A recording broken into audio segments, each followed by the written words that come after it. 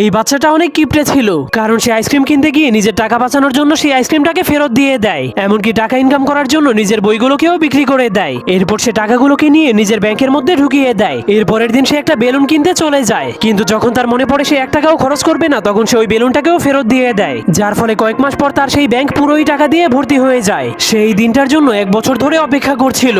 এরপর সে অনেক খুশি হয়ে তার টাকাগুলোকে নিয়ে একটা খেলনার দোকানে চলে যায়। এরপর সবগুলো টাকা সেই দোকানদারকে দিয়ে দেয়। কিন্তু দোকানদার প্রথমে এত ভাঙতি টাকা দেখে তার উপর অনেক রেগে যায়। তবুও সে তাকে তার পছন্দের খেলনাটাকে দিয়ে দেয়। কিন্তু সে ঘরে পৌঁছানোর পর তার বোন তার হাতে একটা রাখি বেঁধে দেয়। এজন্য সে তার ভাইয়ের কাছে গিফট চাইতে শুরু করে দেয়। কিন্তু ছেলেটা তাকে বলে, আমার কাছে কোনো গিফট নেই। তখন তার মনে পড়ে সে 1 বছর ধরে এই দিনটার জন্যই টাকা জমাচ্ছিল, কারণ তার বোন সবসময় সেই খেলনার দোকান থেকে একটা পুতুল কিনতে চাইতো। তখনই তার ভাই তাকে এতদিনের জমানো টাকা দিয়ে কেনা সেই পুতুলটাকে উপহার দেয়, যা দেখার পর তার বোনের চোখে পানি চলে আসে। এরপর অনেক খুশি হয়ে তার ভাইকে জড়িয়ে ধরে। আপনি কি আপনার ভাই বোনকে ভালোবাসেন কিনা যাওয়ার আগে অবশ্যই